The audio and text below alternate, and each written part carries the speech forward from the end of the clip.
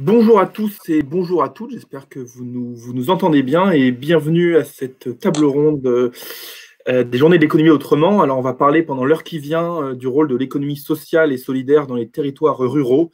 On va essayer de mieux comprendre, de mieux appréhender quel est le rôle de ces structures, quels sont les apports de l'économie sociale et solidaire dans les territoires ruraux. Avant de présenter nos différents intervenants et de leur laisser la parole, je vous rappelle à, à tous que vous avez du coup un onglet chat pour ceux qui ont déjà assisté à une de ces tables rondes de Journée de l'économie autrement. Vous pouvez dire, voilà, échanger, réagir, ce que vous voulez, mais également un onglet questions où vous pouvez du coup poser des questions pour rebondir sur ce qu'a dit l'intervenant, peu importe, pour poser des questions, parce que on va sélectionner en fait un certain nombre de questions. Je vais laisser la parole aux intervenants 5 minutes chacun, et après, l'idée c'est d'échanger avec vous, la salle numérique. Donc voilà, n'hésitez pas à poser des questions et aussi à voter pour les questions qui vous semblent les plus pertinentes, les plus intéressantes, que vous voulez souhaiter qu'on pose en premier. Je vais essayer de sélectionner parmi celles qui ont le plus de votes. Donc voilà, n'hésitez pas à poser des questions à n'importe quel moment dans l'onglet questions. On va commencer. Et on va commencer par vous, Nicolas Girglova. Vous êtes responsable du projet vous êtes responsable projet et développement au Labo de l'ESS, qui est du coup un think tank qui travaille et réfléchit sur l'économie sociale et solidaire. Du coup, je vous laisse la parole un peu pour 5 minutes pour un peu présenter les enjeux des acteurs de l'économie sociale et solidaire dans les territoires ruraux.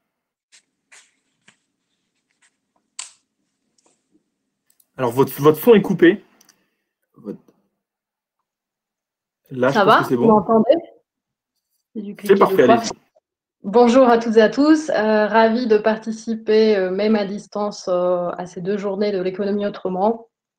Avant d'en venir plus particulièrement aux travaux du Labo de l'ESS sur les dynamiques de coopération territoriale, qui ont d'ailleurs été soutenues par la région Bourgogne-Franche-Comté, j'évoquerai donc dans un premier temps quelques éléments de contexte généraux sur l'ESS dans les territoires ruraux.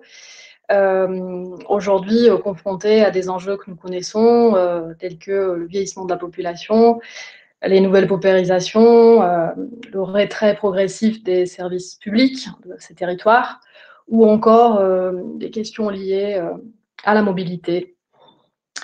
Bien entendu, ces enjeux n'ont pas forcément été les mêmes à l'époque, mais il est à noter que les territoires ruraux sont historiquement porteurs d'une culture de coopération qui est au cœur même de l'ESS. Et on se réfère souvent à des fruitières coopératives, fruitières agricoles dans le Jura du XIIIe siècle, comme aux prémices de l'ESS en France, puis au mouvement coopératif agricole qui prend de l'ampleur et se structure dans le courant du XIXe, XXe siècle. Mais en dehors aussi du domaine agricole, c'est dans le domaine de l'action sociale où l'ESS, en milieu rural, connaît en positionnement historique une présence historique tout à fait significative, notamment à travers des œuvres philanthropiques, des associations, des fondations, souvent issues d'héritages religieux. Et c'est certainement en partie ce qui explique qu'aujourd'hui, le premier secteur de l'ESS en termes d'emploi en milieu rural, c'est le domaine de l'action sociale. Plus de la moitié des emplois ESS ruraux se situent dedans. Et ici, je pourrais vous mettre la référence ensuite dans le chat. Je me réfère à l'étude publiée en juin 2019 par l'AVIS et le RTES, le réseau des collectivités territoriales pour une économie solidaire. Et je mentionnerai encore 2 constats significatifs qui en ressortent de cette étude, j'entends. Premièrement, l'ESS occupe une place plus importante en termes d'emploi en milieu rural, 14% des emplois environ, qu'en milieu périurbain ou urbain, où on se situe plutôt aux alentours de 10%. Et deuxièmement, plutôt en termes de tendance générale, l'emploi de l'ESS connaît dans les milieux ruraux une augmentation supérieure à la moyenne nationale. alors que globalement, on sait que les emplois hors ESS dans le monde rural diminuent. Donc, ces éléments de contexte à l'appui, on s'aperçoit déjà historiquement et actuellement de l'importance et du potentiel de l'ESS dans les territoires ruraux. Et je mettrai à ce titre en avant plusieurs des atouts de l'ESS à ce titre. Donc, d'abord, bien sûr, la volonté de l'ESS d'aller là où le lucratif n'ira pas forcément, ou dans tous les cas, de veiller à proposer localement des services accessibles au plus grand nombre, en développant sur les territoires des emplois durables, non délocalisables, et souvent des emplois d'insertion aussi, souvent situés sur des filières porteuses de transition, telles que l'alimentation durable, le réemploi, la transition énergétique, etc. Tout ça favorisant la relocalisation de l'économie. Et là, on n'a pas forcément le temps, mais je pourrais citer au fur et à mesure en fait, des exemples d'initiatives inspirantes que le labo de l'ESS a eu l'occasion d'étudier sur le terrain. Ici me vient l'exemple de la monnaie locale complémentaire Eusko, qui est un véritable outil de relocalisation de l'économie, par exemple dans le Pays Basque. Et je mettrais aussi en avant encore un point où vraiment l'ESS est très très forte, c'est sa capacité à susciter l'initiative des citoyens, de l'engagement des citoyens, des habitants. Très important en milieu rural pour s'ancrer localement, pour construire des territoires résilients. Différentes méthodes sont déployées. Certains parmi vous connaissent peut-être la démarche start-up de territoire, de mobilisation des habitants, d'émergence de projets entrepreneuriaux dans les territoires. Mais ça peut aussi passer par exemple, des chantiers collectifs, le faire ensemble, le design des services co-construits avec les habitants, ou encore par la culture qui représente un levier notamment en milieu rural, tout à fait important. On le voit beaucoup, par exemple, dans les villages du futur, qui sont une dynamique de revitalisation de centres-bourgs en Bourgogne-Franche-Comté, dans le Morvan. Et peut-être pour compléter ce dernier point, mobilisation des habitants dans le milieu rural, l'importance des néo-ruraux. C'est quelque chose qui ressort beaucoup, que nous, on a beaucoup observé, notamment, par exemple, en Biovallée, dans l'écoterritoire de la Drôme. Les néo-ruraux qui viennent compenser du coup aujourd'hui les soldes naturels globalement négatifs des territoires ruraux se montrent particulièrement ressources pour mener des projets ESS, pour enclencher des dynamiques. Et en Biovallée, ce mélange, disons, entre les anciens et les nouveaux est tout à fait structurant pour cette dynamique de transition. Donc voilà rapidement, je ne serai pas plus longue dans ce premier temps, un panorama de leviers majeurs de l'ESS dans les territoires ruraux. Et peut-être pour terminer, je partagerai la conviction du labo de l'ESS que plus l'ESS œuvrera dans les logiques de dynamique collective en coopérant avec les acteurs divers, tels que notamment les collectivités territoriales, les habitants, on en a parlé, et les entreprises locales diverses et variées, plus elle aura d'impact et pourra à terme contribuer à, soi-disant, faire système sur son territoire. Eh ben, merci beaucoup pour ce premier point. Je rappelle pour ceux qui nous ont rejoints et qui n'ont pas entendu la présentation, vous avez un onglet questions sur le chat, où vous pouvez poser des questions à n'importe quel moment et on y répondra après. Donc n'hésitez pas. Donc après ce premier propos qui pose un peu les grands ensembles et et un peu le tableau, je vais laisser la parole à Tony Hameau. Vous êtes vice-président du Conseil régional Bourgogne-Franche-Comté, et notamment en charge de l'économie sociale et solidaire, et vous accueillez les JEA et soutenez les journées économie autrement depuis plusieurs années, depuis le début. Du coup, je vous laisse la parole. Alors, votre micro est encore coupé. Là, ça me semble. Pardon. Oui, je disais, ça fait 5 ans qu'on a le grand plaisir d'accueillir les Journées de l'économie autrement de Dijon et en région Bourgogne-Franche-Comté. Et c'est vraiment un moment important parce que l'idée, c'est finalement de donner ce panorama, comme vient de le faire Nicolas précédemment, pour avoir une vision globale et macroéconomique, en tout cas pour avoir finalement une bonne vision de tout l'écosystème au bon niveau. Ensuite, au sein de la région, il s'agit d'avoir une stratégie finalement et que cette stratégie, elle atterrisse sur le territoire. Moi, pourquoi on est parti sur la dynamisation des territoires à travers des opérateurs ou des actions comme Cluster Jura, comme le générateur Bourgogne-Franche-Comté ou encore comme les fabriques à entreprendre? Parce que finalement, je me suis aperçu lors de l'élection de 2015 qu'il y avait un grand sentiment de désespérance dans les territoires les plus ruraux, les plus isolés. Et en discutant avec les gens, ils me disaient, et pourtant on a des idées, pourtant on aimerait bien faire, je ne sais pas moi, un café solidaire, un garage, on a des besoins, mais on ne sait pas par quel bout le prendre. En tout cas, il y avait ce sentiment-là, à la fois de résignation et de révolte. Et moi, je me suis dit, on ne peut pas en rester là. Donc, j'ai travaillé avec l'ensemble des acteurs du territoire, qui étaient un peu partout, sur l'ensemble des 8 départements, leur disant, voilà, on a cette question-là devant nous. Jusqu'à présent, on ne s'en est pas emparé de manière structurée, de manière organisée, et j'aimerais qu'on le fasse. C'était la première année en 2016 où l'ensemble des acteurs ont travaillé là-dessus. Moi, mon rôle, c'était, de trouver de l'argent, parce que l'ingénierie, il faut la payer, et donc c'est un élément important, mais surtout de faire une coordination et faire un système de bout en bout.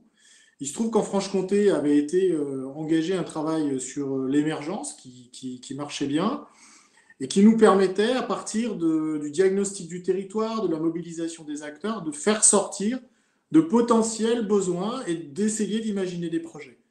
Mais c'était 4-5 territoires, quoi. C'était pas grand-chose, même si c'était important. Et donc, moi, je me disais, mais quand on regarde le territoire Bourgogne-Franche-Comté, en réalité, sur 120 intercommunalités, pour faire simple, on en avait une vingtaine qui avaient de l'ingénierie, les plus grosses, le Grand Besançon, Dijon Métropole, le Creusot-Monceau, Nevers, voilà, Lons-le-Saunier, les villes finalement qui avaient une ossature et une infrastructure, ou les communautés de communes, mais on avait des tas de territoires périphériques qui n'arrivaient pas à part quelques exceptions, à avoir une démarche structurée. Donc, je me suis dit, là, c'est le rôle de la région d'amener cet outil et d'aider les acteurs, sous réserve qu'ils aient envie, parce qu'il y a quelque chose dans l'engagement qui est très important, ce que disait Nicolas. Et donc, il fallait d'abord construire ce collectif, mais il fallait mettre à disposition ce travail d'ingénierie, et c'est ce que nous avons fait. Alors, pourquoi? Parce que, comme ça a été dit, dans certains endroits, les services publics ont été rationalisés, donc il reste le minimum finalement de services. Souvent, il reste la poste et la gare est vide. Voilà. Donc la mobilité, c'est un vrai sujet. Et donc on voit que ça touche aussi les questions de transition. Parce que finalement, les petites lignes de train, si on raisonne politiquement, ce n'est pas des petites lignes de train, c'est du CO2 économisé. Donc il y a peut-être moyen de l'imaginer autrement. Quand on prend les infrastructures de santé, c'est un enjeu important. Hier soir, j'avais un débat sur les écoles dentaires entre Dijon et Besançon et on essaye de créer une filière. Euh, c'est un sujet très important. Se soigner, pouvoir se bouger, pouvoir s'alimenter, tous ces sujets-là sont sur les territoires. Et il y a des tas d'idées, il y a des tas de possibilités. Simplement, il faut des infrastructures et il faut une stratégie et il faut des moyens. Ça a été le rôle de la région de travailler là-dessus. Donc l'émergence de bout en bout, la capacité à mobiliser des collectifs entrepreneuriaux, bien sûr, mais pas seulement, des citoyens qui peuvent aussi faire du financement participatif. C'est aussi un vecteur important pour quelque chose qui leur tient à cœur, un bout de rivière, un bout de terrain, un bout de forêt, quelque chose qui leur parle, parce que le territoire, c'est aussi un lien affectif. Et puis, à travers ce travail-là, de réflexion sur un projet, sur des besoins, derrière, imaginez un portage, un porteur de projet, une structure, une association, une entreprise, et puis un modèle économique. Et tout ça, ça ne s'invente pas. C'est un métier. C'est quelque chose qui est de l'ordre de l'expertise. Et donc, par exemple, sur le modèle économique, c'est Bourgogne active ou Franche-Comté active qui sont à la manœuvre. Sur l'émergence, il peut y avoir Cluster Jura. Et donc, le générateur, c'est cet ensemble-là. Et ensuite, il faut être dans la durée. C'est-à-dire qu'on ne peut pas dire au territoire, c'est un appel à projet, ça va durer 1 jour, 2 jours, 3 jours. Vous êtes sur un temps long. Et donc, moi, j'ai considéré qu'on devait mobiliser au minimum 20 000 € pour la région et trouver un co-investissement avec les territoires qui avaient envie d'y aller, sous la forme qu'ils avaient envie. C'est soit une personne mise à disposition sur un temps donné, un mi-temps, peu importe, soit une participation financière, mais en tout cas, il faut un co-investissement parce que sinon, on est juste un tiroir caisse, on dit voilà, on a un dispositif, on le met à votre disposition, on vous donne 20 000 et il ne se passe rien. Et donc là, il y avait aussi une co-responsabilité que moi je souhaitais mettre en avant. Donc, la première année, on a travaillé en 2016 sur le dispositif. La deuxième année, en 2017, j'ai mobilisé 200 000 € pour accompagner, si possible, 10 territoires qui ont été finalement un peu précurseurs. La deuxième année, j'ai eu un arbitrage positif parce que j'ai beaucoup lutté avec ma présidente de région pour qu'on passe à 400 000 €. Et les 2 années suivantes, on est passé à 600 000 €. Ce qui veut dire qu'en gros, sur ce mandat, j'aurais réussi à mobiliser, on était à 0, j'aurais réussi à mobiliser 2,4 millions pour cette démarche-là. Et là, c'est sérieux. Vous voyez, ce n'est pas un appel à projet, ce n'est pas de la communication politique, on travaille sur le fond, on est avec des gens qui ont des vrais besoins dans les territoires. Je vais vous donner des exemples, puisqu'on a ouvert ces sessions des journées, comme on le fait traditionnellement, par des projets qu'on veut mettre en avant. Je me souviens de projets autour de cafés solidaires du côté de Semur-en-Auxois, où là, en fait, vous avez un village de 200 habitants, mais vous avez 500 adhérents dans l'association. Parce que ce café, il répond à tout le territoire autour. Il permet aux gens de se retrouver, il permet évidemment de boire un café, mais il permet surtout de recréer du lien. Il permet de dire, bah tiens, et si on montait une pièce de théâtre, bah tiens, il y a une compagnie qui est par là, qui fait du cirque, qui fait autre chose, bah, ce serait bien qu'ils viennent et qu'ils nous proposent des éléments de culture. Ça permet aussi, avec des ludothèques, de faire de l'intergénérationnel, parce qu'on va créer des contes, on va créer des histoires, les anciens vont raconter leurs histoires, ils vont échanger avec les jeunes, on va se donner des coups de main. Et là, on recrée de l'enthousiasme, on recrée de l'envie, on recrée du lien. Voilà, c'est à ça que ça sert. Et surtout, ça sert à faire en sorte que le sentiment de désespérance ou de révolte qu'on a pu voir avec les Gilets jaunes, parce que pour moi, c'est ça que ça traduit en réalité. Ce sentiment-là de révolte ou de résignation, il ne se traduise pas par 24 élus Front National que moi je ne supporte pas depuis 5 ans là, et ce n'est pas la solution. C'est pas la solution. En revanche, si on ne répond pas de manière stratégique, de manière concrète, avec des moyens et dans la durée, pour répondre aux besoins des territoires, aux idées qui existent, alors on ne fait pas notre boulot de politique et il ne faut pas s'étonner si les gens n'ont pas confiance en nous. Voilà. Voilà à quoi ça sert finalement la dynamisation des territoires, voilà comment on s'y est pris. Il se trouve que je suis aussi président de la commission ESS à Région de France, et partout dans toutes les régions, ce dispositif ou ces dispositifs-là existent. Le labo de l'ESS qui fait finalement une carte du dispositif peut le dire. Là, on met en avant la Bourgogne-Franche-Comté, mais je sais qu'en Occitanie, ils font des choses, qu'en Aquitaine, ils font des choses. Et ce que j'ai dit à la nouvelle secrétaire d'État à l'économie sociale et solidaire, parce que je l'ai vu il y a 15 jours, je lui ai dit, mais vous savez, ce n'est pas vos French Impact, vos dispositifs, vos labels qui comptent. C'est combien vous allez mobiliser pour aider chaque territoire qui a une idée, qui a un projet. Nous, on fait ce qu'on peut, avec les moyens qu'on a, mais vous avez des moyens, vous devriez nous aider à accélérer. Voilà. C'est comme ça que je voulais ouvrir le débat pour être concret, et puis on pourra répondre aux questions, bien sûr. Eh ben, merci beaucoup. Du coup, il commence à y avoir des questions, donc c'est très bien. N'hésitez pas à continuer à en poser. Vous pouvez voter pour les questions qui vous semblent les plus pertinentes. Vous avez dans les questions une petite flèche à droite de la question. Vous pouvez du coup apporter votre vote. Et du coup, je vais laisser la parole maintenant à Jean-Yves Reynery. Vous êtes directeur d'un centre social qui s'appelle Ulamir Aulne, qui est situé dans le Finistère. Et vous êtes également le président du pôle ESS Centre Ouest-Bretagne, qui est un territoire aux embouchures de 3 départements, le Finistère, le Morbihan et les Côtes-d'Armor. Pour situer un peu, on voit le soleil breton derrière vous d'ailleurs. Oui. Donc, je vais vous laisser la parole pour avoir vraiment un retour d'expérience de terrain. Merci. Bonjour à tous. Ça me fait plaisir d'entendre parler de la Bourgogne-Franche-Comté, surtout du Jura, parce que je suis originaire du Jura. Donc voilà, c'est des territoires que je connais bien et des territoires ruraux que je connais bien aussi. Voilà. Donc effectivement, moi je suis en Bretagne maintenant, breton d'adoption.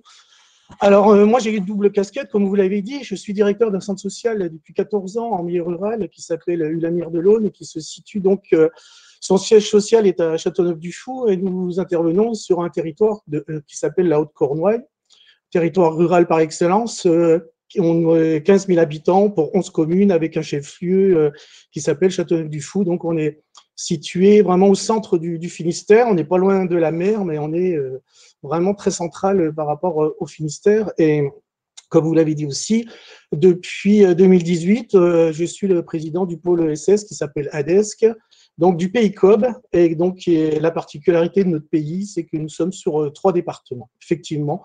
Donc, je n'ai pas trop développé, mais en tout cas, si ma présence en tant que président, elle est liée aussi largement au fait de ma direction du centre social, puisque j'ai été, avec d'autres, bien évidemment, à l'initiative de la création de ce pôle ESS, qui était en fait le dernier pôle ESS à créer en Bretagne. Alors tout à l'heure, Monsieur Hameau disait qu'en Occitanie, on faisait beaucoup de choses pour l'ESS, en Bourgogne-Franche-Comté aussi, mais en Bretagne, on en fait beaucoup, puisque c'est le territoire par excellence de l'ESS, il faut le savoir. Et le pays COB, Nicolas tout à l'heure disait 12%, je crois, au niveau des emplois en ESS, si j'ai pas bien compris, en Bourgogne-Franche-Comté, je la regarde, c'est ça. Nous, on est à 20% sur notre territoire du pays COB sur l'ESS, donc c'est des choses très importantes. Alors nous, au niveau de notre centre social et de notre association, on est implanté depuis 34 ans sur ce territoire. On a diverses actions engagées avec la population, puisque l'essence même d'un centre social, c'est de travailler avec et pour les habitants du territoire et dont les élus, puisque les élus sont aussi des habitants du territoire, il ne faut surtout pas les oublier. On travaille sur différentes choses et principalement, alors j'allais dire la mobilité, c'est quelque chose là, qui nous tient à cœur là, depuis quelques années, puisqu'on a mis un dispositif social et solidaire en place qui s'appelle Roulant Solidaire. Donc là, c'est pour permettre à des personnes qui sont le plus précarisées, qui ont le plus de difficultés de mobilité, de pouvoir mettre à disposition des véhicules avec des conducteurs bénévoles. Donc, il y a une plateforme mobilité là qu'on a créée sur notre territoire. Voilà. Donc, c'est un partage qui se fait entre des bénévoles, des salariés du Lamir, et puis une plateforme qui répond aux besoins des personnes lorsqu'ils ont besoin d'une mobilité. Alors, on ne va pas sur le travail puisqu'il y a d'autres acteurs qui sont là-dessus. Nous, on est plus sur tout ce qui est lié à la vie quotidienne.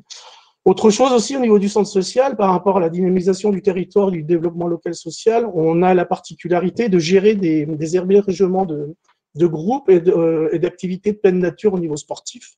Donc, on gère 2 équipements qui appartiennent à une commune, la petite commune qui s'appelle Saint-Ouen, avec 700 habitants, et une maison inclusière qui est le long du canal de Nantes à Brest, où on peut accueillir aussi 27 personnes. À Tifforn, on peut accueillir 42 personnes. Et en fait, par rapport à ces hébergements-là, c'est toute une dynamique qui a été créée. Il faut savoir que la maison inclusière, c'est une collaboration qui se fait aussi avec la région Bretagne, parce qu'elle appartient à la région Bretagne. Et donc, ces différents équipements, ils permettent de dynamiser nos communes, nos territoires ruraux, et en parallèle de ça, on a mis en place, donc, comme je vous le disais, des activités sportives de pleine nature qui répondent. Alors, c'est du kayak, puisqu'on parlait du canal, c'est du stand-up paddle. Alors, on n'a pas la mer, mais on a quand même un très bel outil de travail en centre Finistère. On peut faire de l'escalade. Alors voilà, en plein milieu du centre Finistère, on peut se dire, tiens, c'est étonnant de pouvoir faire de l'escalade. Mais on peut le faire. On a un viaduc qui a été désaffecté. Là, on s'en sert. C'est une voie verte qui est devenue voie verte. Et en même temps, on fait de la descente de rappel. Voilà. On peut faire du tir à l'arc. Voilà, plein de choses. Un sport de pleine nature. Bon, on ne fait pas de ski. C'est pas encore à l'heure du jour, en tout cas, pour l'instant. Donc voilà. Alors, qu'est-ce que je peux dire de plus? Voilà. Donc, un centre social comme le nôtre, ça dynamise drôlement, j'allais dire, un territoire comme le nôtre. Il faut savoir que nous, on est 14 salariés permanents quand même sur un territoire comme le nôtre. On a un budget de 900 000 €. Donc, on est quand même une grosse association. Et tout ça pour dire aussi que le centre social et ces diverses parties prenantes font aussi partie de l'économie d'un territoire et que notre volonté, notre action, c'est aussi faire en sorte de travailler avec les acteurs économiques du territoire. Donc forcément, on privilégie nos achats sur le territoire par rapport aux petits commerçants, par rapport à nos artisans. Alors, on a Quimper qui est pas très loin, qui est à 35 km, Brest à une soixantaine de kilomètres, mais le choix est fait de valoriser tous nos achats dès qu'on le peut sur notre territoire. Voilà. Voilà ce que je peux dire peut-être pour l'instant. Pas hésiter à m'interroger. Et bah, du coup, on va commencer par les questions. Alors, on va prendre, il y en a une qui a déjà recueilli 5 votes, du coup, on va la prendre. Que pensez-vous de l'outil, les clubs Cigale, pour dynamiser les territoires ruraux? Donc, les clubs Cigale, peut-être que quelqu'un pourrait l'expliquer mieux que moi, mais c'est de la gestion de l'épargne solidaire. L'acronyme Cigale, c'est Club d'investisseurs pour une gestion alternative et locale de l'épargne solidaire. Je ne sais pas si quelqu'un veut bien répondre à cette question en présentant peut-être rapidement de quoi il s'agit pour ceux qui ne savent pas, qui se sent. Nicolas, est-ce que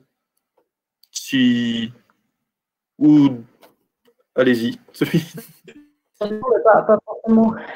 Pas forcément plus que oui. Alors effectivement, je pense que on se situe au niveau au fait de l'implication des habitants et des citoyens économiques à des participations pas toujours significatifs ou en tout cas significatifs de par leur valeur, mais pas forcément à des montants qui restent relativement accessibles et qui effectivement permettent donc du coup de localement favoriser des projets ESS. Et après, bon, ça peut être les cigales, ça peut être tout autre type en fait de montage. Nous, on l'a par exemple observé sur le terrain avec le territoire à énergie positive, le TEPOS dans les Hautes-Landes, où une commune assez motrice sur ce projet-là, mais avec d'autres acteurs, les entreprises locales, a su impliquer les habitants, notamment justement par le volet économique, en créant une entreprise, une société d'économie mixte, à laquelle en fait les citoyens ont pu entrer en capital en se regroupant eux-mêmes. Donc, vous voyez, au fait, et donc, bon, tout ça, parce qu'il y a un exemple qui me vient à l'esprit, mais le club des cigales, est une forme d'épargne solidaire, je pense qu'il est tout à fait accessible, disons, à un grand nombre de personnes. Après, je ne maîtrise pas parfaitement les fonctionnements des clubs. Je pense qu'il y a des notions de durée de vie d'un club. Après, ça pose toujours aussi des questions disons, de leadership, y compris aussi dans l'animation de ce type d'initiatives citoyennes. C'est un sujet récurrent, c'est-à-dire que vous pouvez toujours avoir une impulsion du moment parce qu'une figure porteuse, inspirante est là, qui a du leadership, et derrière, qu'est-ce qui se passe une fois que cette personne, particulièrement animatrice, n'est plus là. Je pense que c'est des durées de quelques années au niveau des clubs. Mais bon, d'autres ont peut-être d'autres infos plus. Moi, par rapport à cette question, ce que je pense, c'est que ce qui est important pour moi, c'est vraiment qu'il y ait d'abord une dynamique collective de l'ensemble des acteurs d'un territoire autour d'une question, d'un besoin ou d'une idée, pour le transformer en projet. Et si le projet est bon, si l'idée est bonne, si le travail est bon et que cette dynamique se crée, alors je ne suis jamais inquiet sur le financement. Ce que je veux dire par là, c'est que le financement, on peut le trouver dans plein de domaines. On peut le trouver avec les cigales, évidemment, mais on peut le trouver aussi avec des fondations, des grands groupes qui existent, qui font du mécénat. On peut le trouver avec des banques, avec des mutuelles. Donc, pour moi, le plus important, c'est qu'il y a un leadership public. C'est pour ça que j'ai voulu que la région s'implique beaucoup sur cette question de l'émergence et du travail sur des projets territoriaux pour permettre à ce que l'ingénierie soit accessible. Parce que l'ingénierie coûte cher, mais l'ingénierie, c'est de l'expertise qui doit être organisée. Et ce dispositif-là, on l'a rendu accessible. C'est ça qui est important. Après, s'il y a l'envie, s'il y a la volonté, s'il y a un peu de co-investissement, alors on peut trouver toutes les formes possibles de financement. Les cigales en sont une, évidemment, puisque les citoyens sont au cœur du jeu, mais pas que. ça peut être le rôle d'un entrepreneur qui, lui, à un moment donné, dit, bah, tiens, moi, il y a une zone d'activité, j'ai des salariés, il leur manque des services. Je ne sais pas, on peut imaginer une crèche, on peut imaginer des services à côté. Et donc, lui, il va être intéressé par cette idée, il va amener quelque chose en plus et il va dire, bah, moi, bah, c'est important pour moi dans la performance de ma propre entreprise parce que c'est un service pour mes salariés. Et bien, à ce moment-là, moi, je vais jouer le jeu avec les acteurs qui ont eu cette idée-là. C'est ça qui compte. Et après, c'est comme ça qu'on crée un dispositif finalement où toutes les volontés vont s'additionner, vont coopérer. Ce que disait très bien Nicolas tout à l'heure, c'est on retrouve l'esprit coopératif du 13e, mais qui est déjà là, quoi, quelque part. Et en retrouvant cet esprit coopératif, en fait, parce qu'on construit un projet qui prend de l'ampleur, alors on va trouver les moyens financiers. Parce que ce ne sont que des moyens financiers. Vous voyez? Mais surtout, et moi c'est là-dessus que j'insiste souvent, le chemin qu'on fait dans le cadre de ces projets-là sur chaque territoire, il est aussi important que la destination. Souvent on me dit, ouais, mais ça va être quoi le retour sur investissement? Vous le savez, il y a toujours des gens pour vous poser ce type de questions. Moi, je suis plutôt de gauche et je regarde à la fois le lien social, évidemment, la question du développement, mais il y a des gens qui n'ont pas cette vision-là et pour lesquels c'est plutôt j'ai investi 1 euro, est-ce que ça me rapporte 2 euros, pour faire simple. Mais moi, je leur dis, mais combien de, combien de problèmes aussi on peut éviter à travers cette initiative? C'est-à-dire que si on ne prend pas ces initiatives-là, finalement, votre territoire, il perd de l'attractivité. Alors, vous me parlez de retour sur investissement, mais ça vaut combien que votre territoire, il redevienne attractif et il redevienne dynamique? Ça vaut combien? Et là, souvent, ça les fait réfléchir autrement.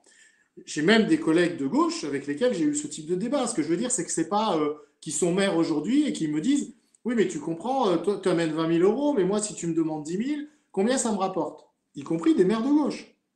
Mais je leur dis mais écoute, moi, ce n'est pas le sujet.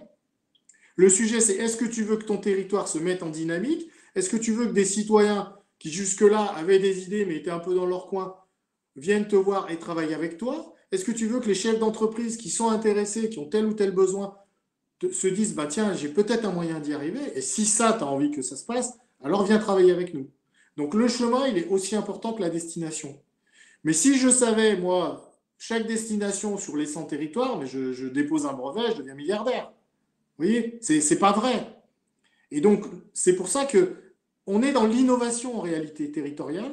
Et étant dans l'innovation territoriale, il faut absolument qu'on fasse le pari que le collectif va générer de la valeur. Si je suis strictement dans une logique économique. Mais la valeur, elle peut avoir différentes dimensions. Elle a une dimension sociale, elle a une dimension territoriale, elle a une dimension évidemment économique, mais elle a aussi une dimension écologique. Quand vous travaillez à faire du circuit court, quand vous travaillez sur des personnes âgées, on l'a vu là dans les 5 projets sur 42 qu'on a mis en avant au début de ces journées l'économie autrement, sur la dénutrition de personnes âgées que vous allez livrer par triporteur parce que vous voulez avoir un impact CO2 positif. Mais vous êtes en train à la fois de travailler pour des personnes isolées qui ont des vrais besoins sur le territoire et vous recréez du lien, ça a une valeur. Et vous êtes aussi en train de travailler un dispositif de livraison qui va faire que vous allez avoir une empreinte carbone qui va être beaucoup plus atténuée. Donc ça a aussi une valeur. Vous voyez? Voilà, donc moi là-dessus, sur ces questions de financement, j'en fais jamais un préalable. Ce que je veux dire, c'est que ce qui compte, c'est d'avoir un bon travail de projet, de vraiment challenger et d'avoir des vrais défis sur lesquels on se confronte les uns les autres avec nos expertises. Et quand le projet est solide, moi, je vous garantis qu'on trouve le financement.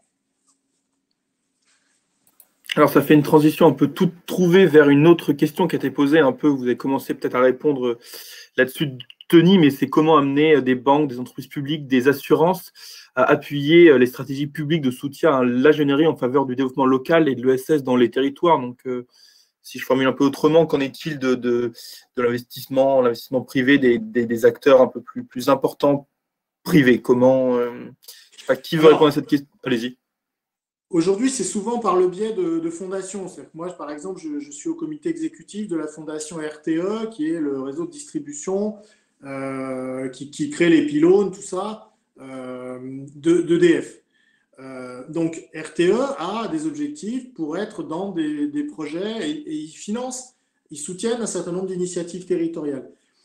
Chaque grande entreprise a déjà un peu ce mode de fonctionnement. Simplement, ils ont souvent une stratégie centralisée. C'est tout le problème de ce pays. Ils ont une stratégie centralisée avec des objectifs qui correspondent à leurs grands objectifs. C'est normal, ils ont une stratégie globale de l'entreprise. Mais la difficulté, c'est que parfois, il y a de l'argent et ça ne rencontre pas les projets des territoires. C'est pour ça que moi, dans les échanges que j'ai pu avoir, notamment avec la secrétaire d'État qui vient d'arriver, Olivia Grégoire, je lui ai dit, ça, c'est un sujet qu'il faut qu'on travaille. C'est-à-dire comment on peut faire en sorte que les grands groupes aient aussi une logique de décentralisation dans leur manière d'imaginer le financement des projets. Je pense que ça, c'est un élément important. Et la deuxième chose, c'est aussi, par exemple, en Bourgogne-Franche-Comté, on a un club mécénat qui est unique. C'est un club Bourgogne-Franche-Comté en termes de mécénat. C'est aussi comment on crée ce type de club en région pour que, là aussi, il puisse y avoir une manière de financer les projets qui soit un peu différente de la manière stratégique des grands groupes. Alors Nicolas, vous voulez répondre à cette question et après aussi Jean-Yves. Oui, c'était simplement rapidement pour compléter effectivement sur les sujets des fondations. Nous, ce qu'on a relevé sur le territoire, comme un exemple particulièrement inspirant, c'est notamment des fondations territoriales. Par exemple, une dynamique qui a été impulsée par la Fondation de France dans les Hauts-de-France, à travers un programme de soutien de dynamique territoriale, régionale.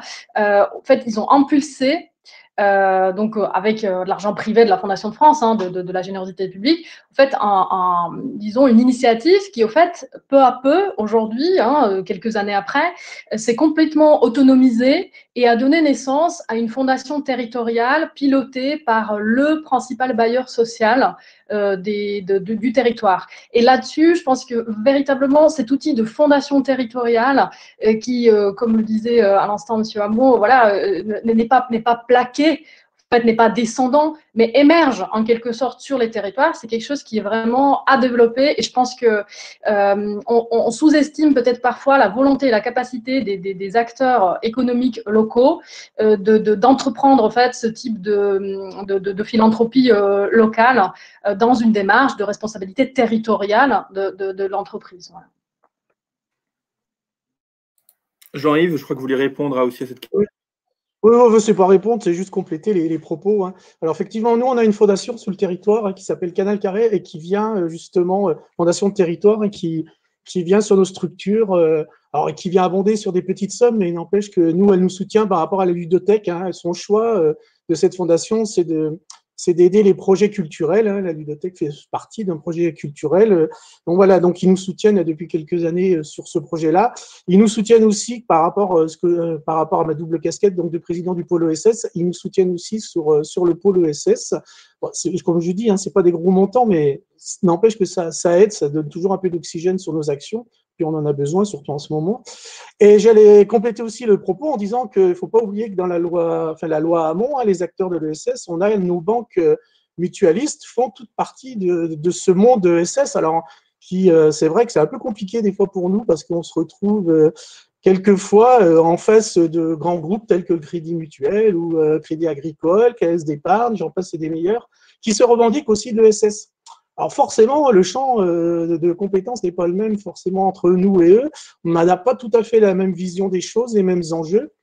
Mais en tout cas, c'est des acteurs qui sont sur nos territoires et puis il faut aller les solliciter. Enfin, moi, comme je dis, c'est pas nos ennemis. Donc à un moment, il faut aller les rencontrer. Et puis, ils ont aussi des employés, des personnes qui sont liées de toute façon à l'ESS et ils sont là pour nous aider dans la construction de nos projets. Donc, ne les oublions pas, même si on n'est pas tout à fait dans le même champ économique.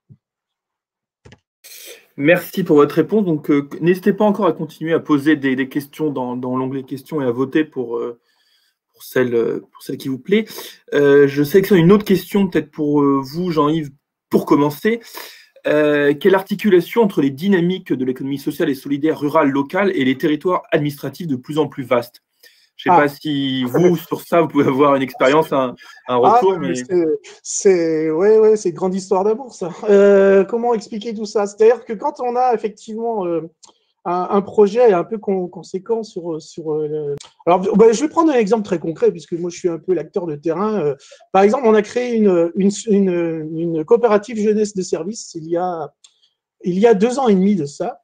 Bon, voilà, donc on a créé la coopérative, donc on a été soutenu financièrement par la Caisse d'allocation familiale voilà, du Finistère, par que j'oublie pas parce que je vais me faire tirer les oreilles moi. Après le conseil départemental 29 puisqu'ils ont aussi voilà un chargé de mission par rapport à l'ESS et puis le PICOP qui nous a beaucoup aidé sur la construction de demande de financement européen. Et finalement, on s'aperçoit que ça devient quand c'est plutôt local, ça va plutôt vite. Mais quand on est sur la construction du projet par rapport aux instances européennes et à mettre ces projets-là, ça devient beaucoup plus compliqué. Et tout ça pour vous dire que, voilà, on avait quand même un financement de 10 000 € par rapport à cette coopérative de jeunesse. Et on a mis 2 ans et demi quand même pour se faire payer. Donc, vous voyez, sur des structures comme les nôtres, quand vous avez une trésorerie qui est toujours un peu compliqué et qu'il faut attendre 2 ans et demi pour vous faire payer, ça, voilà, ça montre aussi le problème aussi quand on veut mettre en place des projets. Et je sais que pour en discuter avec d'autres collègues, alors nous, j'allais dire, on est une structure, bon, comme je l'ai dit tout à l'heure, on est 14 permanents, 900 000 € de budget. Bon, on n'est pas il n'y a rien de péjoratif quand je dis ça, mais on n'est pas une petite asso, mais en tout cas, on a des assos qui ne pourraient pas se permettre d'aller sur ce genre de dispositifs parce que ça va les contraindre à les taper dans la trésorerie, à les mettre en difficulté derrière. Quand on a du Fonds social européen, c'est pareil, il faut des fois 3-4 ans pour se faire payer. Et on a des associations dont on pensait qu'ils avaient vraiment les reins solides et on s'est aperçu à la fin qu'ils mangeaient la trésorerie à force. Et puis à un moment, la strate administrative, elle fait qu'on est confronté à des problèmes de trésorerie et qu'on se retrouve à mettre l'association en sommeil parce qu'on ne peut plus faire autrement. Alors forcément, là, j'allais dire, c'est un c'est pas un grand mystère, mais en tout cas, c'est un combat de tous les jours et j'avoue que là, j'ai pas vraiment de réponse à apporter et on est toujours confronté au même problème. En fait, plus on est central, plus on va être avec des acteurs de terrain proches de nous, plus ça va être simple de construire. Voilà. Et plus on va s'éloigner de nos territoires et plus ça va devenir compliqué.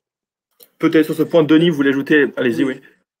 Oui, moi, il se trouve que j'ai essayé de faire un travail avec la commission ESS à Région de France, puisque d'une part, finalement, avec les fonds européens, on a des possibilités. Mais la difficulté, c'est ce qui était très bien souligné, c'est que le coût d'acquisition, c'est-à-dire monter un dossier, le temps qu'on y passe, la complexité du sujet, fait que déjà, pour des toutes petites associations, c'est pas du tout adapté. Donc moi, j'ai dit, on laisse tomber ça, c'est pas la peine. Deuxièmement, vous prenez le risque 3 ans après de ne pas avoir les fonds. Parce que on va vous demander parfois des pièces à fournir qui n'étaient pas prévues au début. Mais c'est très français. Parce que pour pouvoir faire ce travail avec Bercy, j'ai demandé à ce qu'on ait un benchmark des pratiques européennes pour voir un petit peu si c'était que franco-français ou si c'était quelque chose de général. En réalité, dans d'autres pays, je vais vous prendre 2 exemples. La Belgique ou la Pologne. En Pologne, vous avez un indicateur qui est le taux d'accès aux fonds européens et lorsque une région, alors c'est plus petit que la France, est décrochée, on regarde pourquoi elle n'accède pas et on fait tout pour qu'elle y accède. Donc on lui facilite la vie. Vous voyez? En Belgique, c'est différent. Il y a carrément des structures qui accompagnent les associations ou les porteurs de projets et qui sont quasiment des coachs. C'est-à-dire qu'ils disent, bon, votre projet, il vise tel territoire, il a comme objectif tel impact ou tel impact, social, territorial, économique, et on se met d'accord sur un niveau de performance. Voilà, c'est un contrat. À partir du moment où on est d'accord, vous avez les fonds. Et on vérifie après. Vous voyez? Nous, on est encore, c'est pour ça que je pense qu'on a à la fois le génie administratif français, mais il y a des moments, c'est pénible. C'est-à-dire que ce génie administratif, il fait que au niveau central, on va vous faire des normes supplémentaires de ce qui est demandé à l'Europe. Donc ça, c'est Bercy.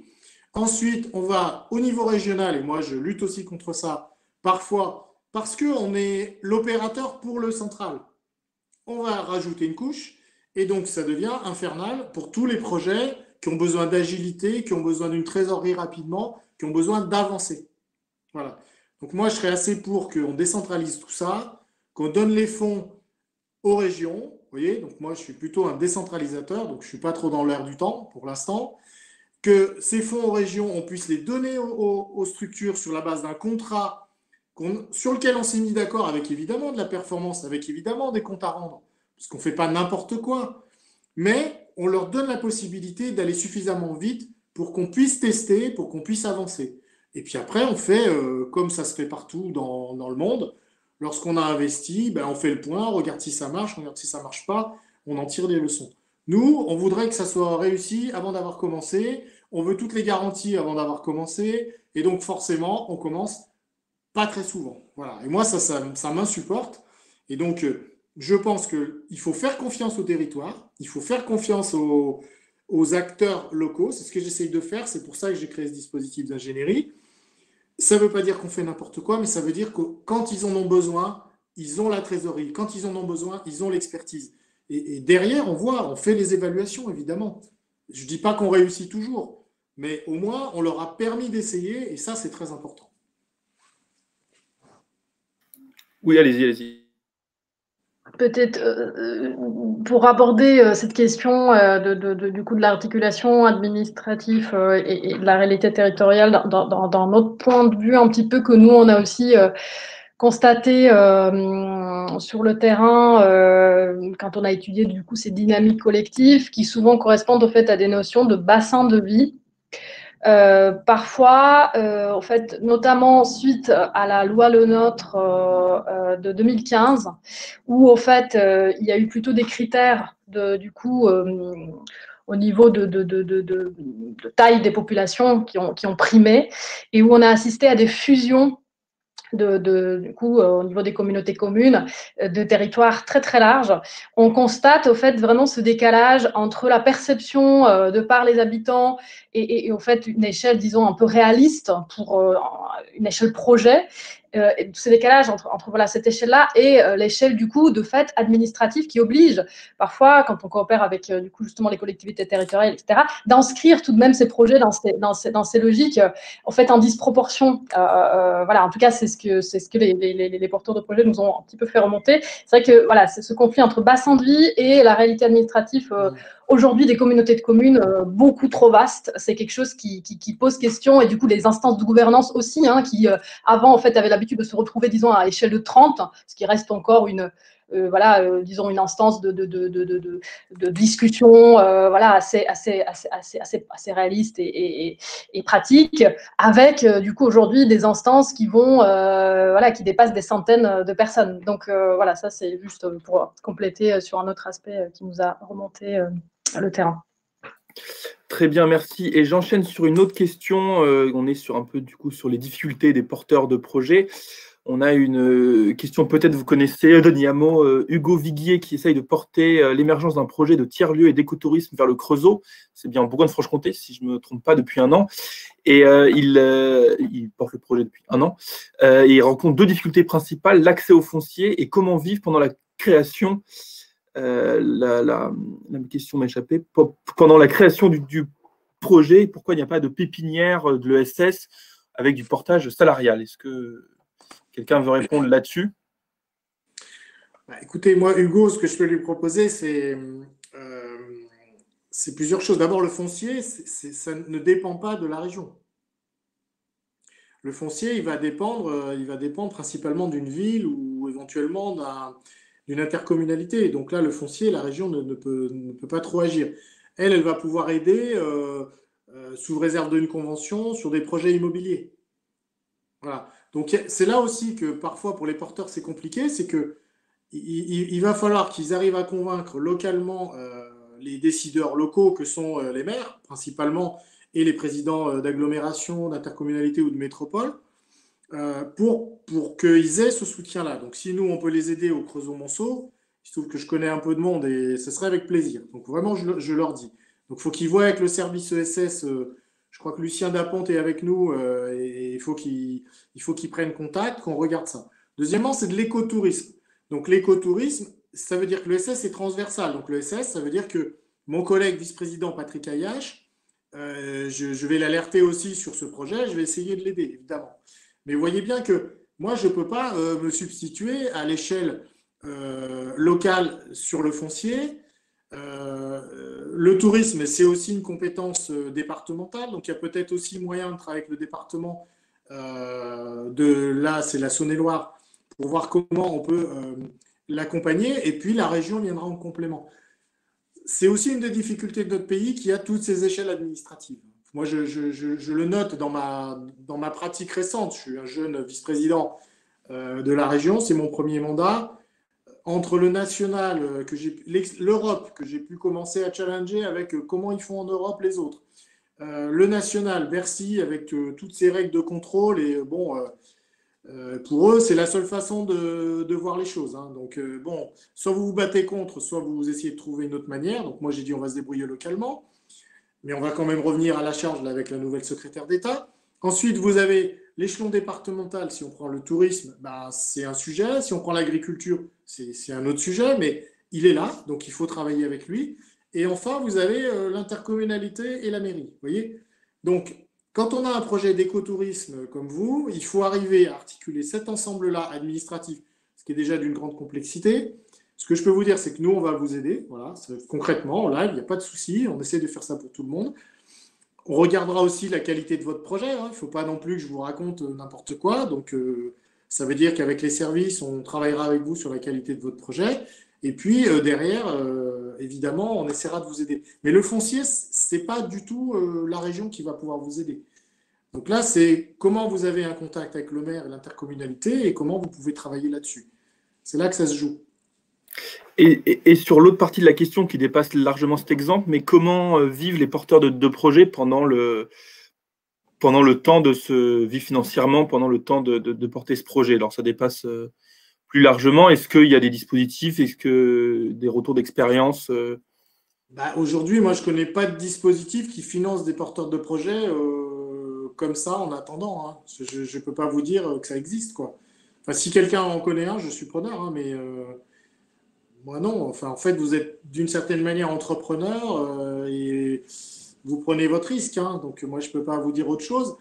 Donc, soit vous avez un job à côté et donc vous faites ça en plus, soit vous êtes en situation de transition, donc vous avez quand même, on a un système finalement qui permet de ces transitions en France via Pôle emploi, et donc on peut, mais bon voilà, nous si on peut vous accompagner, on le fera bien volontiers. Hein. On n'est pas là pour en rajouter, pour compliquer la vie des gens. En tout cas, moi j'ai à la fois une vision stratégique et une vision très opérationnelle, et ce qui m'intéresse, c'est d'aider les porteurs de projets à réussir. Et j'enchaîne sur une autre question. Dans le modèle ESS en milieu rural, il y a un modèle très présent qui est la CUMA, donc c'est, si je ne me trompe pas, les coopératives d'utilisation de matériel agricole. Est-ce qu'il serait possible de reprendre ce modèle de coopérative d'utilisation consacré à d'autres outillages et biens d'équipement dans une logique de bien social et d'écologie pour une consommation plus propre? Est-ce qu'il y a des exemples de structures en ce sens ou proches de ça, finalement, de mutualisation de l'équipement, si je le dis autrement? Je ne sais pas si quelqu'un a un exemple, visiblement pas. Non, c'est vrai que les CUMA, c'est un modèle qu'on connaît, nous, sur nos territoires ruraux, mais après, sur d'autres modèles hors agricole, là, après, on a des modèles. Enfin, nous, on essaye justement de mutualiser. Par exemple, on a une flotte de véhicules assez importante au niveau de notre centre social parce qu'on transporte les gens, les jeunes, les enfants sur les centres de loisirs, sur les activités sportives, les personnes âgées sur nos activités ou les personnes qui ne sont pas mobiles sur nos activités. Et on peut mettre à disposition nos minibus à d'autres partenaires. Mais voilà, sur le modèle de la CUMA, moi, j'en connais pas d'autres. Hein, franchement. J'ai vu des modèles d'associations de bricolage où on se prête des outils, où tout est mutualisé, où il y a même des anciens qui vous apprennent en fonction de ce que vous voulez engager comme travaux, ils vous donnent des conseils. Ouais. Bon, c'est pas du même ordre. En revanche, moi, ça me fait penser à un sujet là qui émerge. Et je me dis que peut-être il y a quelque chose à travailler avec les métropoles, les intercommunalités et la région. On va progressivement aller vers un mix énergétique qui va intégrer l'hydrogène dans les véhicules. Et donc, je me dis que peut-être il faudra faire une espèce de coopérative pour qu'on ait une flotte de véhicules suffisamment importante pour justement optimiser la fabrication et la distribution et donc le coût qu'intégrera l'hydrogène lorsqu'il remplacera en partie l'énergie fossile. Je pense que ça peut être un exemple.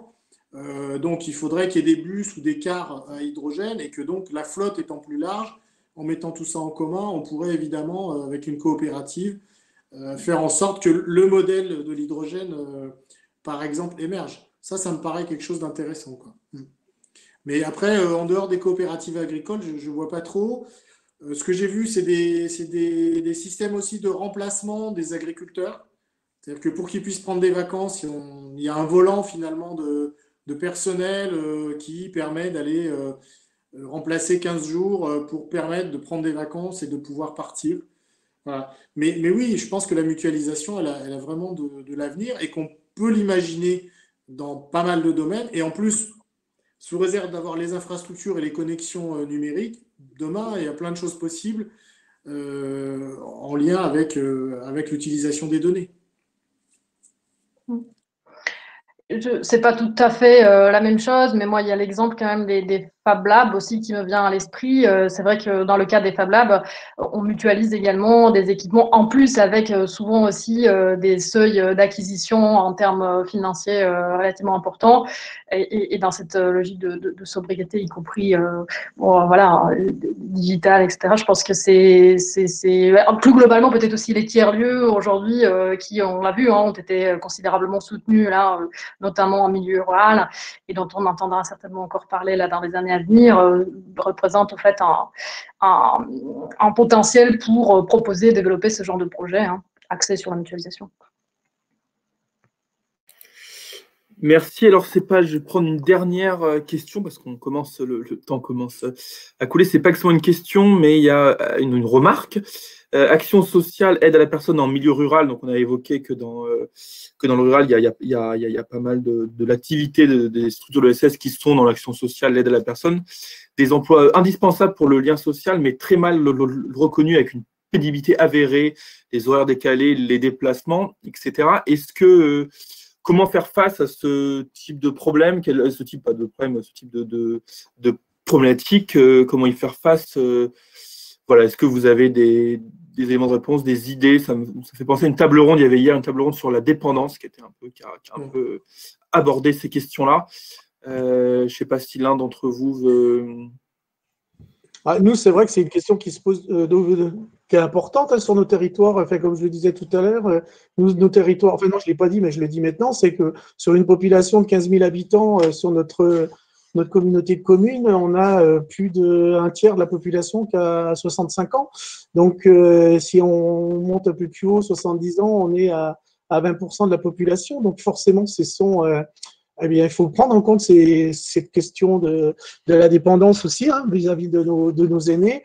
Et effectivement, la question après des salariés sur les associations, c'est quelque chose de très, très compliqué. Il y a une souffrance qui est extrême, mais la souffrance, elle est pas extrême, enfin, elle est extrême par rapport à ces personnes qui interviennent chez les personnes âgées, mais elle est extrême aussi dans les EHPAD actuellement. Nous, on a 3 EHPAD, on voit bien que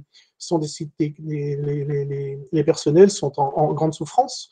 Qu'est-ce qu'on peut faire? Ça, c'est la vraie bonne question, parce que je pense que si on avait la solution miracle pour soulager tous ces personnels-là, on l'adapterait forcément au pays. Et je pense que là, effectivement, c'est des horaires décalés, c'est des horaires atypiques. Nous, par rapport à l'expérience de terrain, on a mis, enfin, c'est pas nous qui l'avons mis en place, en tout cas, on y a réfléchi avec la communauté de communes, puisque nous, on est sur un territoire où on a beaucoup de soignants aussi et de personnel qui interviennent sur les personnes âgées. Donc, on a des gardes atypiques qui se mettent en place à partir de 5 heures du matin pour aller garder les enfants chez les personnes, enfin les salariés qui vont se rendre sur leur lieu de travail. Et ça peut aller jusqu'à 22 heures le soir aussi. Voilà, en parallèle de ça, où il y a l'école, où il y a le centre de loisirs, où il y a éventuellement la crèche pour certains. Enfin, tout ça pour dire que nous, cette problématique-là, on la connaît bien. Nous, on a beaucoup de personnes qui sont dans ce milieu-là. Mais la solution miracle pour les aider, pour faire en sorte qu'ils soient bien-être au travail, on l'a pas vraiment, quoi. Mais c'est une vraie question, effectivement. Et on voit bien que la population se détourne de plus en plus de ces emplois-là. Donc, on va avoir une véritable crise à un moment ou à un autre sur les ressources humaines. Allez-y, Denis, je crois que vous voulez prendre la parole. Et après... Oui, très rapidement. Moi, je pense que sur ce sujet-là, on est au cœur d'une politique publique qui n'est pas aujourd'hui construite. C'est-à-dire qu'on voit bien que dans les territoires ruraux notamment, mais pas seulement, on a un vieillissement important de la population dans notre pays, que face à ce vieillissement, et en plus dans la crise du Covid, ça l'a vraiment souligné, ce besoin nécessaire de lien que constituent notamment les personnes qui font de l'aide à domicile, mais pas que, mais principalement. Souvent, ce sont des emplois pas bien reconnus, qui sont pas bien rémunérés. Ce sont souvent des femmes qui parfois sont dans ce qu'on appelle les familles monoparentales. Donc ça veut dire qu'elles vont cumuler une difficulté de l'exercice, une difficulté parce qu'il y a beaucoup de trajets, c'est fatigant, et en même temps, en rentrant à la maison, on a des enfants seuls. Enfin, on a un vrai sujet global pour structurer ce sujet qui est la dépendance, quoi, qui arrive, de grand âge et la dépendance. Donc il faut reconnaître ces emplois, il faut que ça devienne un sujet politique, mais ça veut dire aussi qu'on ne peut pas avoir des choses comme moi je le vois aujourd'hui, où sur une année, on va financer 225 associations qui ont ce travail-là sur la région, parce qu'on a fait ce choix politique. On va mettre 5 millions d'euros pour les former, pour les aider à devenir des bons professionnels, pour aider les structures. Et de l'autre côté, vous avez le département qui, sur l'action sociale, lui, va essayer de réduire les coûts et va essayer de faire que le prix ne monte pas. Or, si on donne des formations aux gens pour qu'ils soient plus performants, forcément, on va devoir les payer un peu plus cher. Vous voyez? Donc, on a une espèce d'effet de ciseau parce que le département, c'est l'action sociale, mais la formation, c'est la région. Il vaudrait mieux qu'on ait une politique publique globale sur ce sujet-là, la dépendance, le grand âge et jusqu'à la dépendance, et que derrière, on structure une action globale et qu'on regarde les populations qui aujourd'hui rendent le service, qui elles sont, quelles sont les problématiques qu'elles rencontrent, comment on peut les accompagner. Et donc, on ferait peut-être de la prévention pour des familles monoparentales, on éviterait que des gamins dérivent et on aurait peut-être aussi la chance de repérer des talents utiles pour notre société, parce que ces gamins-là, ils ont peut-être du talent, mais au lieu de dériver, s'ils étaient dans un système d'accompagnement, un, leur maman ou leur papa serait content, et deux, ils pourraient imaginer un avenir parce qu'ils ne sont pas bêtes, ils peuvent avancer, il y a l'école dans notre pays. Et de l'autre côté, leurs parents pourraient être aussi mieux considérés dans le travail qu'ils font. Ce travail de lien social, il est vraiment très important. Enfin, dans la crise du Covid, on a manqué de tout au début, mais on s'est aperçu que les uns sans les autres, ça ne marchait pas, quoi. Et ces gens-là, ils étaient au front comme dans les hôpitaux. Donc je pense qu'ils méritent autre chose. Donc en tout cas, pour moi, c'est un vrai sujet politique. Peut-être juste rapidement un exemple qui peut être ressource à ce titre. En ce moment, au labo de l'ESS, on est en train de mener une étude sur justement les problématiques de la santé et comment l'ESS peut faire autrement. Et il y a notamment l'exemple des centres de santé qui permet à des professionnels, par exemple des infirmiers, de se regrouper, de mutualiser un certain nombre en fait, de moyens, de pouvoir se relayer, parce qu'en fait, la profession d'infirmier, par exemple, milieu rural, est très solitaire. Et souvent, en fait, on a affaire à des profils proches de l'épuisement. Et du coup, le fait de pouvoir être en groupe, de pouvoir aussi bénéficier en fait, d'une conveillance, mais aussi parfois d'un accompagnement de coaching extérieur d'une personne tierce qui se met en place dans le cadre de ces centres sociaux, ça peut vraiment changer le quotidien de ces professionnels. Et bien évidemment aussi des modèles économiques qui vont avec notamment dans le cadre des expérimentations qui sont actuellement en cours au niveau étatique, mais des logiques où on sort de facturation à l'acte et qui permet au fait à ces professionnels de prendre au fait la personne en charge d'une manière globale, de prendre le temps aussi et de sortir un petit peu de cette tyrannie de paiement à l'acte pour les professionnels de santé qui est souvent assez problématique. Merci beaucoup. On arrive aux quelques dernières minutes de cette table ronde. On a traité la quasi-totalité des questions. Il y en a eu pas mal, je vous remercie. Je vais laisser le mot de la fin à chacun des intervenants pour se revenir sur un point que vous souhaitez souligner. Donc, je vous laisse, Jean-Yves, en plus, vous levez la main. Pardon, parce qu'en fait, je voyais une question de Kevin Roche qui disait… Est-ce que vous m'entendez? Non. Oui. Oui, c'est bon, pardon. Je crois que de Kevin là, qui demandait en tant que citoyen, il voulait s'appliquer localement autour de différentes thématiques liées à l'ESS, hein, sur de l'agriculture bio, de l'emploi local, tout ça. J'avais envie de lui répondre, ben, venez dans un centre social, parce que toutes ces questions-là, c'est nos questions du quotidien. Venez nous voir en tant que bénévole ou administrateur, et ces questions-là, on en discute tous les jours, parce que c'est notre quotidien. Voilà, donc c'est une petite réponse à apporter à M. Kevin Roche. Non, ben, s'il y a un mot de la fin, ben, je vais commencer juste pour dire que ben, l'ESS, pour nous, sur nos territoires ruraux, c'est un puissant fertilisant. Hein, c'est quelque chose qui doit nous permettre de faire avancer beaucoup de choses, de faire prendre conscience avec nos habitants aussi que l'ESS, c'est une économie qui n'est pas une économie à part, mais qui a toute sa place sur nos territoires. Et je pense qu'il ne faut pas oublier, M. Hameau l'a dit tout à l'heure, qu'on a été, nous, acteurs de l'ESS, très, très, très présents sur le premier confinement. N'oublions pas que nos bénévoles, qui a fait les masques, c'était pas les industries chinoises, françaises, américaines, c'était nos bénévoles avec nos ateliers de couture qui avons fait des masques, qui en avons donné à nos personnels soignants justement dans les EHPAD, à nos aînés. Ce sont les circuits courts et nos AMAP qui ont été très présentes aussi. Enfin, il faut pas, voilà. Donc, je pense qu'il faut valoriser un maximum et nos élus doivent le faire aussi. Alors, je sais que M. Hamon, il n'y a aucun souci par rapport à ça, mais on voit bien que nous, on rame quand même pour faire reconnaître aussi notre économie, notre volonté d'être un acteur de l'ESS, parce que nos élus ont du mal encore à comprendre. Pour eux, une économie, c'est une économie, certes, c'est une économie, mais voilà, ils englobent un peu tout, et que là-dessus, on a encore beaucoup de travail à faire par rapport à ça. Et il y a un dispositif sur lequel on travaille, nous, et j'en terminerai là-dessus avec le pôle ESS donc, du PayCob, c'est le fait de reprendre en RT Scope, donc reprise transmission en scope, donc des entreprises qui, on a environ là une trentaine d'entrepreneurs sur le territoire qui vont partir à la retraite, qui ont plus de 55 ans et qui vont bientôt partir en retraite. Et si rien n'est fait, eh bien ces entreprises-là vont fermer. Donc on essaye avec l'URSCOP Bretagne de mettre en place des réunions, de repérer tous ces entrepreneurs qui n'ont pas forcément la connaissance de ce dispositif des scopes, afin que leurs salariés puissent reprendre, devenir dirigeants de leur propre entreprise, ce qui n'est pas rien. Voilà, donc ça, c'est tout un travail qu'on est en train de faire au niveau du pôle ESS, et c'est quelque chose qui commence à rentrer un peu dans les mentalités, donc c'est plutôt pas mal. Voilà, mais encore, on a beaucoup, beaucoup de travail à faire. Voilà. Donc l'ESS a encore des beaux jours devant lui, mais on a besoin du soutien politique. Voilà, ça, c'est important. Et bah pour transition toute trouvée, pour le mot de la fin, je passe la parole à Denis pour venir sur un point. Écoutez, je ne sais pas si Nicolas voulait dire quelque chose peut-être avant. Non, ça va. Elle pourra aussi vous donner la possibilité de dire quelque chose après. Hein.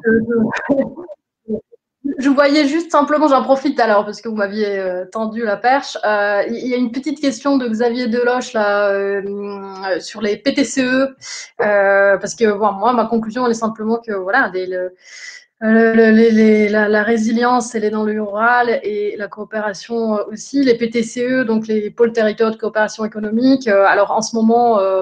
Voilà, il y a un diagnostic qui est en cours du côté du labo, pas spécifiquement sur les PTCE dans les territoires ruraux, mais disons territoires tout confondus. Mais je vous invite à suivre bientôt, ce sera pour 2021, ces analyses-là qui seront peut-être également intéressantes pour vous sur ce sujet-là. Voilà. Alors moi, pour conclure, mais bon, c'est plus réouvrir un peu un débat, je pense que si on rajoute à ESS un autre E qui est l'écologie, on a un projet de société.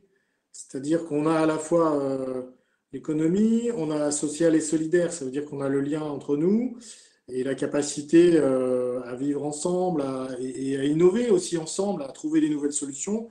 Et puis l'écologie, finalement, puisque ça nous amène à prendre conscience dans nos territoires de ce qui est important. Moi, souvent, j'explique que la qualité de l'eau, la qualité de l'air, la qualité de la terre, c'est fondamental.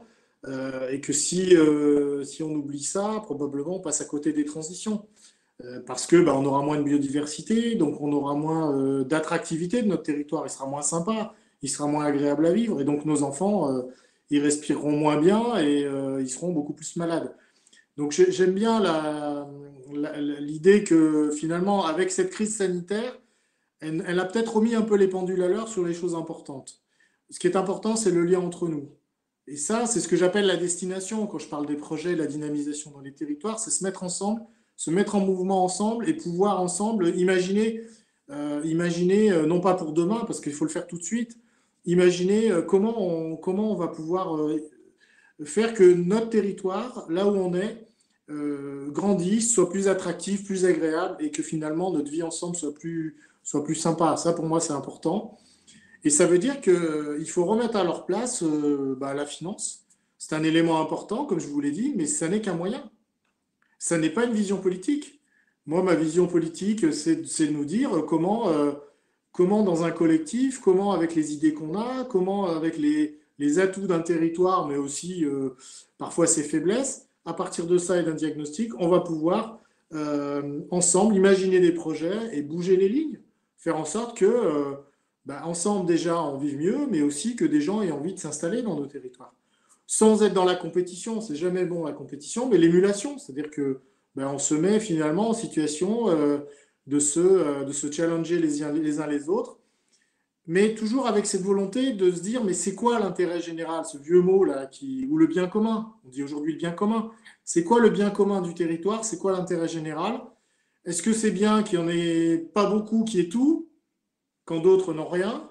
Ou est-ce qu'il faut qu'on ait une répartition qui soit équitable, en tout cas qui rémunère le risque de celui qui l'a pris, mais qui n'oublie pas celui qui a participé à l'aventure? Voilà, moi je suis plutôt dans cette logique-là. C'est pour ça que je suis de gauche, c'est pour ça que je suis engagé dans cette aventure avec Marie-Guide Dufay. Mais ce n'est pas parce que j'ai des idées que je ne veux pas qu'elles atterrissent dans des projets concrets pour les gens. C'est ça la politique. Et peut-être qu'on a perdu la confiance des gens parce qu'on a fait trop de discours et on a fini par oublier qu'il fallait que quelque part les choses changent concrètement pour les gens. Voilà, moi j'aimerais être là-dessus. Je travaille tous les jours pour que les choses changent concrètement pour les gens, mais pas n'importe comment. Il faut qu'on ait une stratégie et il faut surtout qu'on fasse appel à l'intelligence collective. Voilà. Je pense que c'est ça la clé de succès de la dynamisation des territoires, l'intelligence collective. Eh ben, parfait, merci pour ce mot de la fin. Merci à vous trois pour votre participation et à vous tous d'avoir suivi cet atelier du coup, qui touche à sa fin de manière ponctuelle. Et donc, c'était un des derniers. Il reste encore pour les journées d'économie autrement la plénière de clôture qui a lieu dans un peu moins d'une heure. Je vous invite à y assister où sera notamment remis un prix en mémoire de Philippe Frémaux, qui était quand même l'initiateur et l'architecte de ces journées d'économie autrement depuis le début, même de celle-ci qui nous a quittés. C'est le fondateur. Hein. Nous, on n'a fait que aider à l'émergence, mais Philippe, oui, il a fait un travail formidable. Et qui a donné jusqu'à ses dernières forces dans même cette édition-là. Et il doit être fier là où il est. J'espère. Et merci à vous tous et bonne fin de journée. Merci, à bientôt. Au revoir.